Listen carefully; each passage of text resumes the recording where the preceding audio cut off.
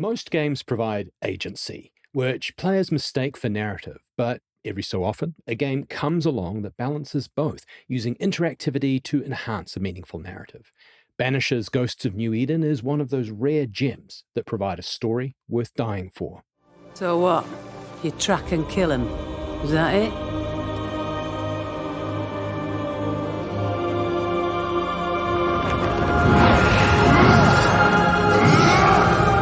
We banish them.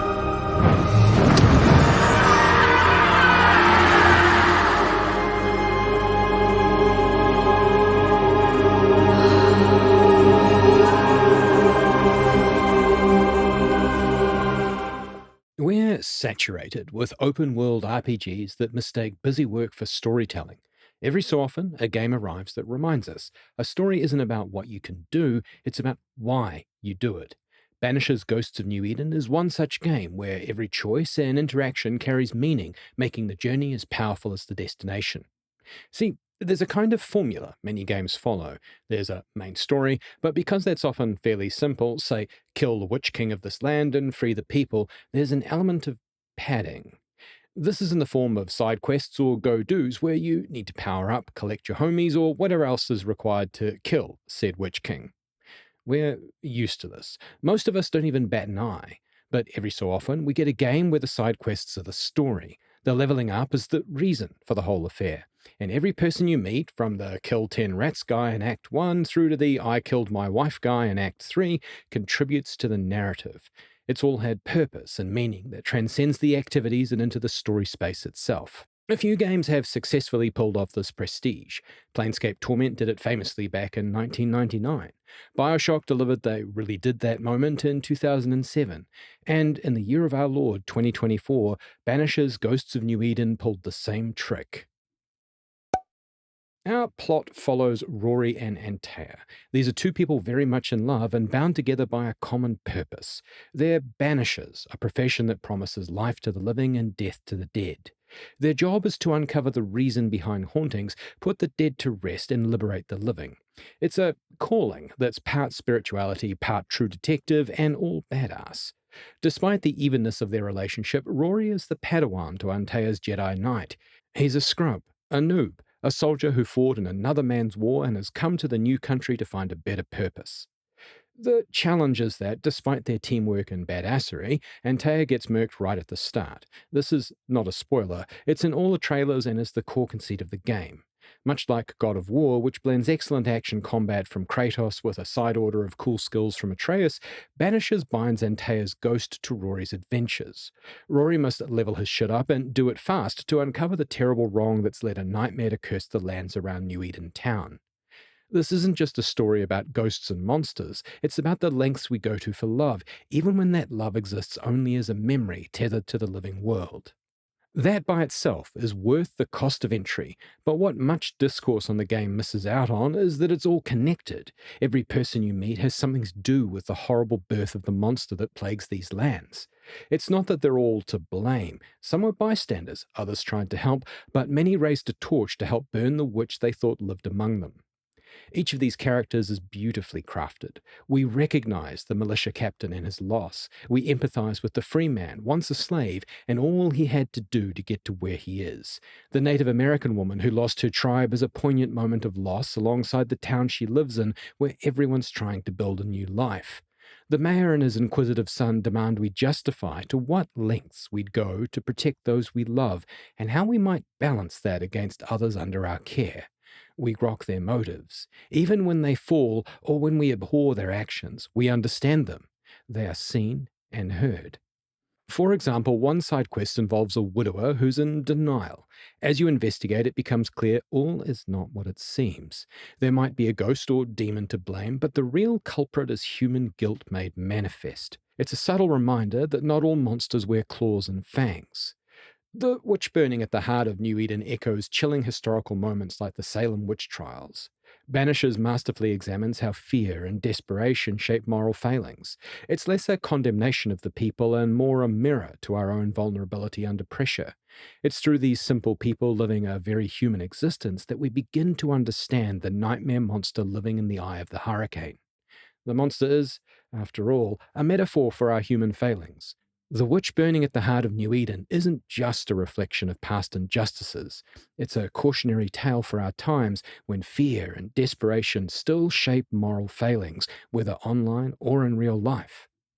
But it's also a signpost for our human virtues. The game asks you early on whether you'd like to let Antea ascend into the afterlife or bring her back to life. The consequences of ascension are that Rory will never see or speak to her again.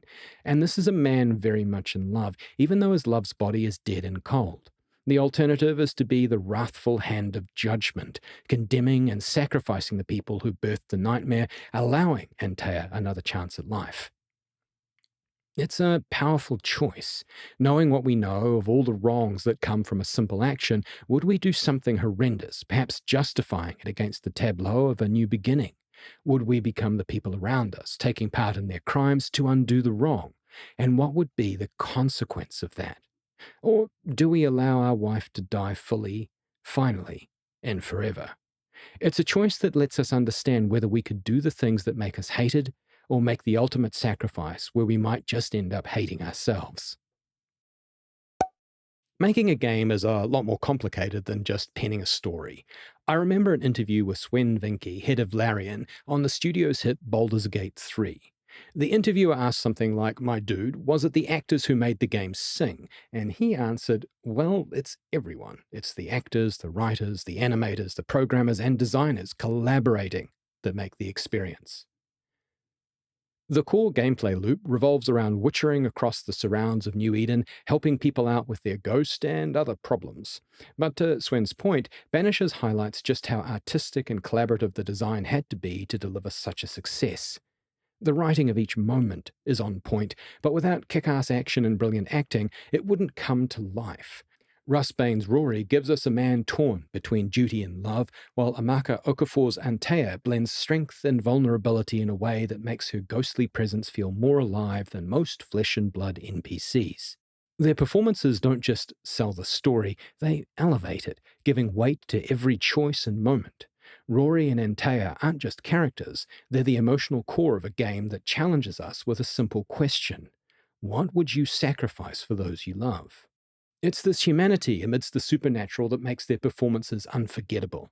While Bain and Okafor deliver career-defining performances as Rory and Antea, the side plots and their actors are also wonderful. Sure, Russ and Amaka were brilliant, but that's like saying chocolate cake is better than ginger slice. It's all cake and it's all good.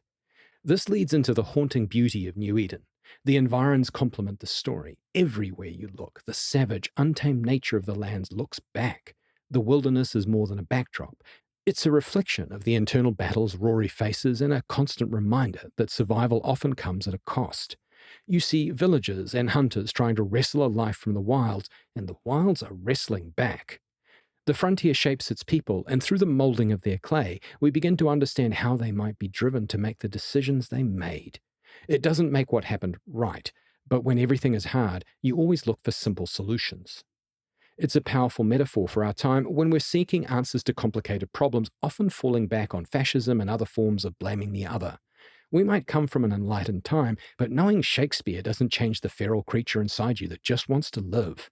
Seeing ourselves through a 1600s lens is a haunting reminder that we're all made of the same meat, and the choices we make have longer lasting impacts than we might think. Exploring these themes tackles the existential questions in ways movies or books couldn't. We can read about how Nazis are bad, but living alongside them makes it real. If The Witcher 3 gave us morally complex quests, and Red Dead Redemption 2 captured the startling beauty of a land in transition, Banishers blends both into a world where every interaction carries weight. I've touched on the gameplay loop, but it's worth calling it out again. I'd say it's a flawed but forgivable reproduction of God of War's combat sandbox. When the game starts, everything is more or less as it seems. You'll get to fight spirits and wolves in your cruise across the wild frontier. Things get a little rougher as the enemy types vary and their density increases. There are crowd control issues and bullet sponge mobs, which, when coupled with the suboptimal system to let you know where attacks are coming from, mean this game becomes fairly unforgiving on higher difficulties. I will own my fair share of controller breaking rage moments when a spirit teleported right up the crack of my ass while I was dodging ranged attacks.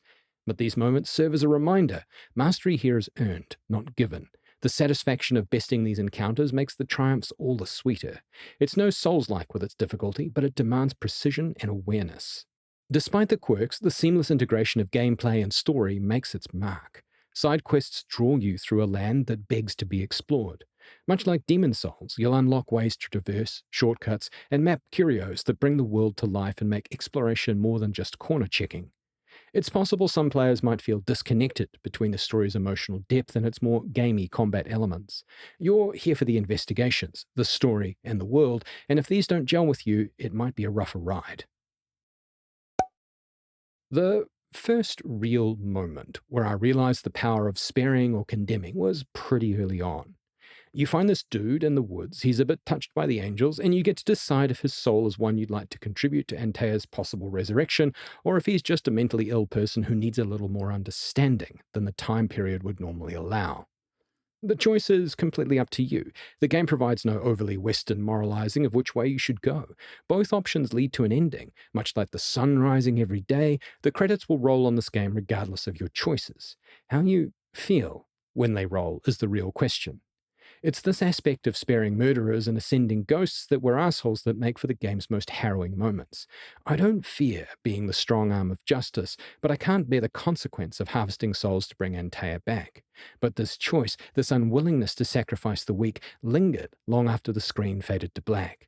It was a reminder of how much the game had drawn me into its moral web. Banishers allows you to explore components of yourself.